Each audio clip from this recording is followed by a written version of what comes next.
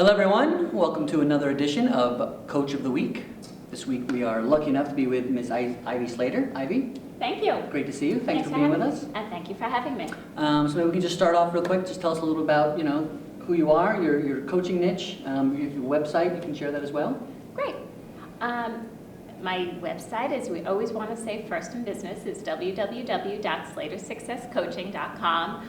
And what my niche is I specialize in women in business. I work with women entrepreneurs and women in sales, building their businesses, their sales package, and our goal in working with them is to create the income that they could make sure they have the life as well as the business. Right. Getting back then, what was the flash point? What was that turning point when you may have heard about coaching in the past, but you really decided, okay, this is something I want to do? It's a bit of a funny story, I will say. I had my own business, I had my own printing company. I was successful in what I did. The printing business completely changed and it became an 100% email business. Right. There was no communication. You sat and looked at a computer all day. And it's just not who I am as a human being. And I was with a friend and we were working out and we were outside doing lunges of all things. And she said, "You need to be a coach. You've coached me on my business for years." And I said, "You want me to work with children and soccer?" Right. It was my mental picture. Right. And she goes, "Where have you been? Don't you understand what the coaching profession is?" And I had no clue. And that day, I went back and I started figuring it out. Okay. And so tell me just a little about the figuring out. What kind of type of research did you do? I spoke to everybody and their brother. I went onto the computer. I started saying, what is coaching? What are coaching schools? How do you educate yourself to be a coach? What does a coach do? What does it mean to be a coach? Right. Who hires a coach? I spoke to friends who was everything from psychotherapist to psychiatrists, saying, "Am I becoming you? Right. I'm a businesswoman. Right. I don't do science." Yeah. And starting to understand what the actual profession was. And it was, I walked into iPEC and I had no clue. Awesome. And here we are. And here we are a few years later. Great. And so in those few years, what do you think has been the most surprising thing for you, since you've become coach and kind of really been on this journey? The most surprising thing, I think actually the most surprising thing is how much I love it. Yeah. Because I was so going to work and doing my job, and I had lost the passion for my business. Yeah. And to wake up every day and actually really love and embrace and be excited about what you do, wow, that's great. It's a good feeling. Right, and it's surprising because so many of us are living the other life. Yeah. We're waking up and we're not fulfilled and we're not happy and we're not passionate. And spend so much time in that zone in our lives and in previous areas of our lives. And Exactly. to realize that it actually exists, it can be done.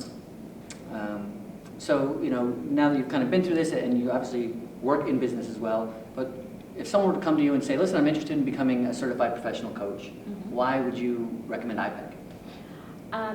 I'd recommend iPEC, and I have recommended iPEC. I've met numerous people who've gone through different programs. I've gone out of the iPEC family, and I've gone to conferences, and I've met many people who've gone through many different programs. I still, to this day, think iPEC is one of the strongest programs in the way it's structured.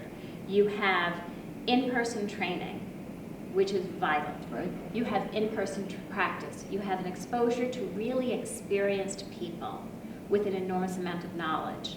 The curriculum is based that you have to be coaching from the time you walk out of, Mod 1 or LPT. Right. You are engrossed, you've signed up, and you are educating on levels from working with your peers, working with experienced people, training calls.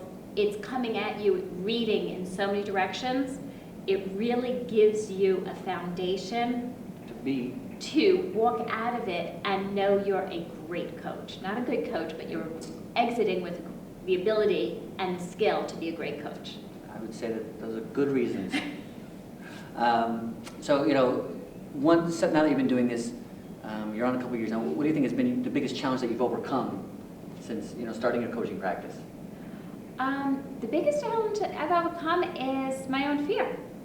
Go back to Coaching School 101, gremlin, it's there, it's in all of us. Right.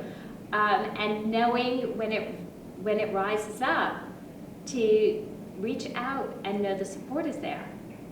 I've conquered and grown programs and group programs and teleclasses, and I didn't think I could do any of that. Right.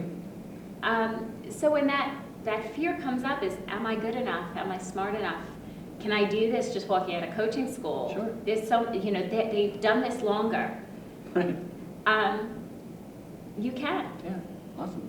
And so you kind of touched on it, what do you think has kind of been the biggest difference since you kind of realized that you have not only come over those, not only you could come over those challenges, but you have? There's challenges every day. Yeah. There's challenges every year. When you grow your business to this level, this challenge is going to this level. Sure. So being able to look back and saying, wow, how did I conquer those challenges and how can I take it forward? Yeah. And recognizing that you did conquer those challenges, so anything else is just next in line. Exactly. So to speak, yeah. Exactly. I mean, if we sit back and we're just complacent, then Right. you're complacent in life. And that's where you'll be. Exactly. Great.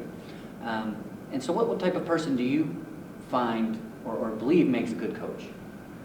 A person who's open, a person who's a good listener. To be a good coach, most great coaches have the passion behind them, have a drive behind them, have an openness and a love for For people. what they're doing. Oh, yeah, Right. obviously. A love for people, a love for what you're doing. That's where it comes from. It comes from your inside. Awesome. Connection to humanity. Absolutely. If you want to be that person who's hacking at the computer, Right. don't be a coach. Right. If you want to interact with people and work with human beings and businesses and families and help people and companies and families succeed, Coaching That's- might just be for you. that's a great coach. Perfect. That's the person who is going to be fabulous in this profession. I love it.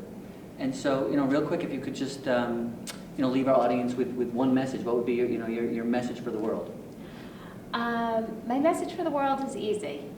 Know where your passion is and bring it forth and bring it forward and give it as a gift.